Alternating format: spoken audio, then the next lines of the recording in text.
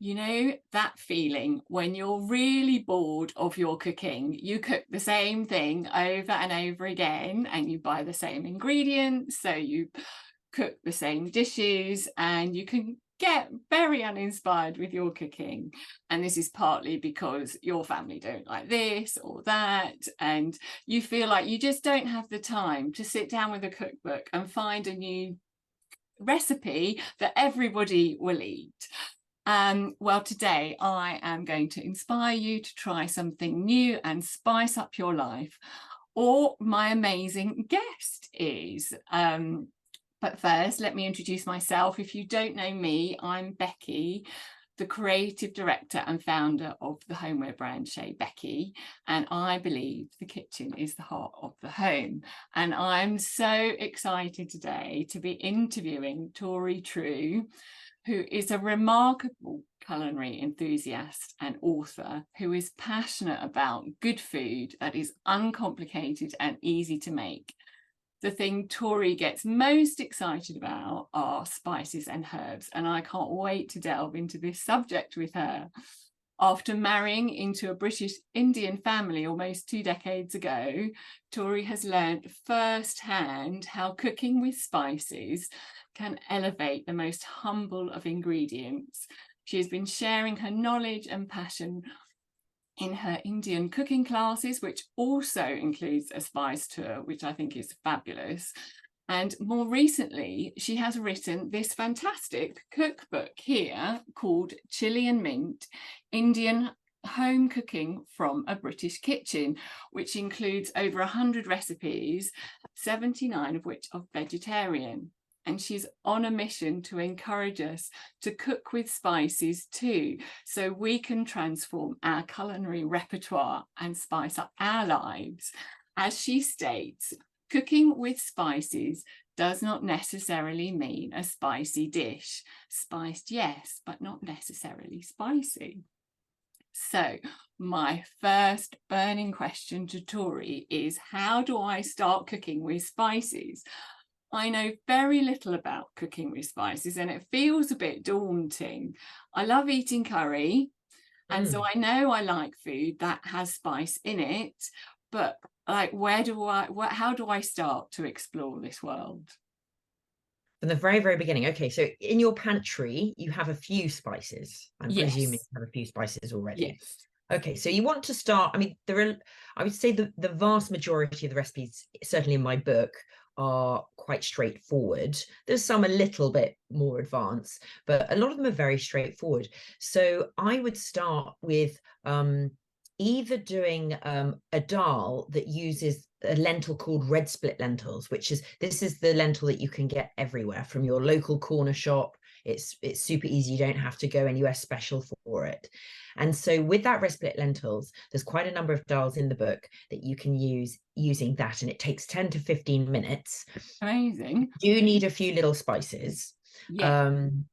Some of which you may have in there, but I think most people tend to have things like turmeric, ground coriander, ground cumin, and maybe garam masala, and maybe a little bit of chili. And you can do quite a lot, even with just those. So I Okay. think a nice easy dal, like my cherry tomato masoor dal, is very, very good. And then there's a fish one you'll see in there. And certainly if you're beginning to cook with spices, or if you've got young children and you want to introduce them, I've got something called a speedy salmon curry. And Okay. it uses the only spice that you may think, oh, what is that? It would be a nigella seed, not named after Nigella Lawson, as someone once asked me on one of my tours. So it uses nigella seeds, and it has a little bit of a few ground spices as well, but not that many. Literally, you can virtually count them on one hand. And you can use salmon or trout. But my girls, who are both in their teens, they've always loved that. And sometimes when they get back home from school, they say, oh, can we have that speedy salmon curry? It takes literally 15, 20 minutes max. And it's very, very easy. And it's a nice way to start. Okay, So, that's great. yeah. Yes, because what I liked about your book is in the introduction, you start off with, a bit of the basics of the background. So a bit of like Yes, it's sort of got a glossary in a yeah. way, just to give you a little. I mean, obviously you're going to be familiar with a lot of the spices, but there may be some in there that you're not. So it's just quite nice to have it. It's nothing more frustrating than you have a book and they talk about some ingredient, you're like, I have this as well sometimes, like, what is that?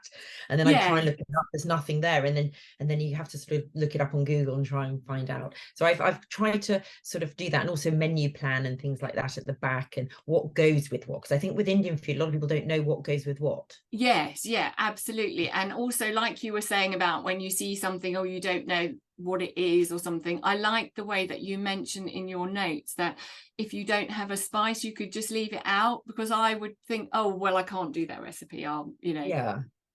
Yeah, I mean, certain things like chili powder you can leave out. Asafoetida, which is known as hing, but also devil's dung, stinking gum. It's got a wonderful name. A lot of people, actually, you know what? More than you think. A lot of people have it in the back of their cupboard. They just don't know what to do with it. They've had it for years. But if you don't have it, it's fine. Just leave it out. I mean, if it's so for example, with that salmon curry, if you don't have the nigella seeds, well, then that's sort of changing the whole feel of the curry, so you kind of do need that for that one. But Okay. certain things, if you don't have a garam masala, it doesn't really So it matter. doesn't matter. But there's Yeah. one other recipe I was just going to say, if you've never done anything, it's the Yeah. keema. So Okay. the keema is the Indian version, I would say, or the closest thing to what we would recognize as a bolognese. And I think most people in the UK are familiar with bolognese, Yeah. whether it be a lasagna, a shepherd's pie, chili con carne, something like that. And this is the Indian version, and it uses a few spices, but it's got that mince thing. So it's, again, a nice thing to introduce people to more of an Indian twist, but nothing too hot necessarily. Brilliant. Oh, that sounds great. No, that's fabulous. And I also wanted to just tap into your spice knowledge. And I've got some spices sitting in my cupboard that have, they're quite old, basically.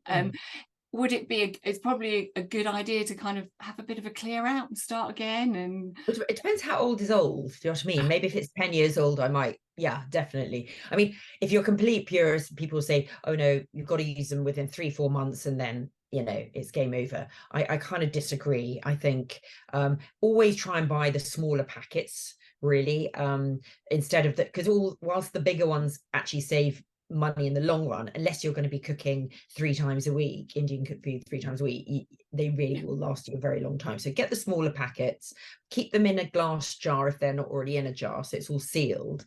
And I would say if even up to a year, I mean, a lot of people go, oh my gosh, how can you say? But if you've still got the last year, you want to kind of use them as fresh as possible. But I think it will be fine. It will be fine. Do you know what I mean? And then if it's a few years old, then yeah, I would change it around. brilliant. Oh, well, Obviously, that's mine are very lovely. fresh because I use them a lot, so it sort of comes through. Yes. Well, that's Yeah. it. I think maybe once you get started to use cook a few dishes, then they will be something that you do use, won't they? Yes. So No, I can't definitely. wait to get started now. Yeah, well, if you struggle with anything with regards to finding anything, let me know. Because yeah, I always try and help people. And I always say to people, DM me on Instagram if you're struggling with anything, or if something's gone well. I always love to hear, because it's Great, nice to lovely. So what we'll find do is out. we'll put all the links in the text underneath the video, so people can contact you on your Instagram and things like that really That's easily brilliant. if they want to ask you any questions. Yeah, that's good. So as it is the 1st of December today, Yay. what is your favourite festive recipe? Favorite recipe for Christmas time? I don't think I have particularly one per se, but something I always look forward to having at this time of year, which is definitely up there, is actually, I love a spiced ham. The spiced ham that people have over Christmas time. Yes, And yes, I always like to have mine with the version which is the honey, mustard, and clove. I love clove as a spice, and having that sort of with the honey, mustard, sugar, clove rub on it, yes, delicious. And I actually almost prefer it cold the next day. So obviously you have it warm, but actually the next day is great, and you can have it in sandwiches, you can have it with pickles, yes. chutneys and things like that. So I almost prefer that than the turkey, if I'm honest. So that's great. And then I'm also a big stickler for having this the spiced cabbage, you know, the purple cabbage that you have on Christmas Yes, Day, you love because that. that's a great thing. You can cook days in advance. You can really do that in quite a few days in advance. So it's Yes, no yeah, stress on Christmas Day. And again, I like to have it with the spices in it, with the cinnamon stick and the star anise and the cloves again in it. yeah, And it gives a nice warming, festive feel. So I love that as well. yeah. Those are two recipes. Am I allowed to? You're allowed to. Yeah, so what do you have on Christmas Day? Do you have turkey and all the We've done different things over the years, but I would say our go-to would be a traditional turkey. And then if I'm running the show with my husband, he's very good at cooking as well. We try to do some interesting dishes that go along with it. So, you know, traditional, but perhaps with our spin. So yes, we will have sort of the roast potatoes, and then I will do the sprouts, but I will do it with the pancetta and the chestnut. Yeah, We may have an interesting sort of herb or spiced carrots or something. I'm not a massive fan of parsnips. My parents are, so I may be doing them for them, but I'll try and think of some creative way. Always having the cabbage as well. I like to have some peas, and I also like to have some more greenery. So I might do some medley with the peas, so peas and maybe asparagus, spinach, or whatever. Maybe not asparagus, but some greens and peas as well. Got to get a good gravy. Gravy is yes, key. yes, very important. We also always start with some smoked salmon or gravlax or something of that nature. And then growing up, we always used to have copious amounts of puddings, which are great, but actually I don't have a sweet tooth at all. And I know it's not all about me, but I would rather just have one or two things that I know everyone's going to eat. So I don't really go traditional on the pudding. I'm going to go for a tiramisu. Oh, Yeah, nice. because again, very easy to make. Everyone loves it. And then Yes. we'll do a lovely big tiramisu, and then have a great cheese board. So we'll have some interesting cheeses, things that we might have not tried, some new cheeses in there, nice biscuits, have some medjool dates with that as well, and some grapes and things, and keep it like that. So Lovely. nothing to get too stressed about. Oh yeah, Oh, sausages. You can have little chipolata oh, sausages as oh, well. yes, I love my, Yeah, yeah, sausages and bacon. exactly. My girls love that.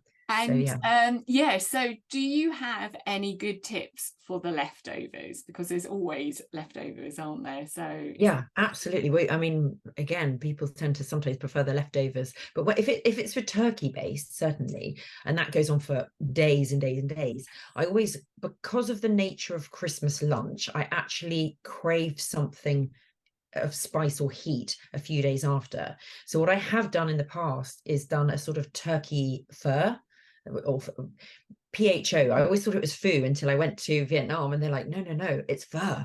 oh, So a turkey pho, or turkey ramen, turkey broth, and I've got a recipe for that on my blog on how to do it and what to put in it. But you want to have some nice fresh coriander, fresh mint, and in a lovely sort of base sort of turkey or chicken stock with noodles and things like that. That's a lovely easy thing to do.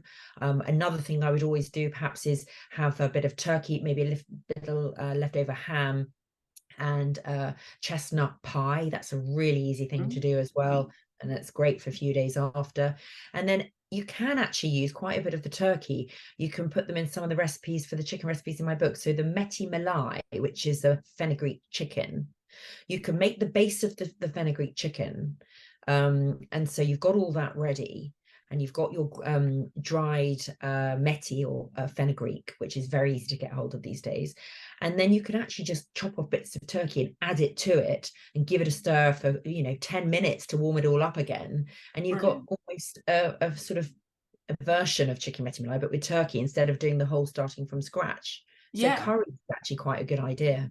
Yes, it is. And Mm. a nice, like you say, like complete change of sort of flavors and everything from You need sometimes a little bit of lightness, a little bit mm, lighter. I think some spices and herbs really give it that lighter and a fresher coming through.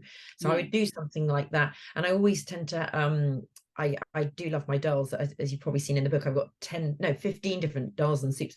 So I'd always have some interesting dal or soup that's always sort of on the stove, so to speak, so that after a big long walk over that Christmas break, you can come back and you've got a lovely big bowl, and everyone's got the bowl of dal or soup with crusty bread and so forth. So Oh, yeah, sounds a couple of amazing. ideas there. And how do you feel about sprouts? I love sprouts. I think they're great. They're very underrated. Yes, So I love them too. Yeah. I think they're great, but I know some people would automatically go, or certainly kids, all sprouts. And the way I do that, I've got a sprout and carrot curry in my book. And it's literally, you shave the sprouts like you would with making a slaw with a white cabbage, and Okay. you and the same with the carrots, and so it disguises them completely. And I've given it to people before, and it actually uses nigella seeds again, so get a hold of these nigella Right. seeds. And it's super tasty, and I've had it before that people have tasted, oh, this is really tasty, what is it? And I get sprouts, and they're like, you're not serious, you know what I mean, because it sort of disguises them. So Yeah. certainly you've got children who are a bit like, ooh, sprouts are really soggy and not really tasty. That's actually quite a nice idea. A sprout and Oh, carrot curry. Yeah, yeah, fantastic. Oh, yeah, that is fabulous. yeah. Now, and mentioned a couple of times about, maybe doing a bit of prep before. So do Mm. you have Christmas can be stressful, but I mean, I do love Christmas. So do you Yes. have any sort of like top tips on, how to take the stress out of it, really? Yeah, so I think you just want to be as organized as possible, and that includes present buying as well, and present wrapping, which is always very last minute. But if you could try and do it before, that's great. But when on the food front, as I say, I would do the cabbage a few days beforehand, and do as much as you can with regards to preparing. So, for example, if you're going to make a traditional Christmas cake, I mean, I think my father has probably started making it last month. You Yeah. can do it like a long time beforehand, and certainly things like mince pies. My father particularly is into baking and doing all these things. He will have made some fresh mince pies, and you can do it a long time in advance on that front. But I think when it comes to actual Christmas Day, I think the best thing to think about it is it's almost like a Sunday roast, and it's not much more than that. So it's Yeah. nothing to get too worked up about. You have to, obviously, depending on the weight of your turkey, get up a little bit early because you've got to get things going from that perspective. But Yeah. certainly with potatoes, I think you can always peel your potatoes the day before and keep them in cold water. Yeah. You could certainly do a lot of the sprout peeling and preparing from that perspective as well. The tiramisu I've made before, the day before, again, is Yeah. easy. Yeah. And then also delegate. So Yeah. whoever's staying, if you've got parents, aunts, uncles, children, friends, relatives, whatever, give people a task. They love that because everyone wants to feel involved in it. So Yeah. if you're doing some canapes or something, I love making these sort of cheesy caraway biscuits, which you can make the whole, you literally keep it in your freezer, and then you get it out and you make these lovely biscuits. I've got them on my blog as well, so I'll send you a link for that. Super. And then you can just literally pop them in the oven 15 minutes, and then you're done. And actually, another thing which you might like to do is, if you are interested in fondants for Yes. Christmas, let's say Yeah. you want to do a chocolate fondant, Mm. you get these Dario molds from Peter Jones, and you make the fondant recipes in my book again, and you make them now, tomorrow, this weekend, whenever, and pop them all in your freezer. And then you don't actually have to get them out your freezer until at the point you sort of say to people who would like a chocolate fondant, and you get them out your freezer, put it straight into an oven for 17 minutes, and you're done. And then it's like sort of Mount Vesuvius as you go into it. It'll all Oh, be molten chocolate. So lovely. that's done. That's another pudding option. And you could do that with a lovely cardamom chantilly cream with some berries or something. So it's Yeah. actually, yeah. That sounds amazing. That That sounds helps. fabulous. So I'm going to show you. So this is Tori's beautiful book. And yeah, I think it will make a great present. So I think I'm going to give this to my mum if she's not watching. And yeah, Thank so you. all of the links will be below. So Tori, thank you so much for coming today and chatting to you. It's been My really pleasure. Well, lovely. have a lovely Christmas, Becky, and I hope your viewers do as well. Have a very happy Christmas, everyone. Thank you. And you too. Have a very happy Thank Christmas. you. Okay, bye. Take care. Bye.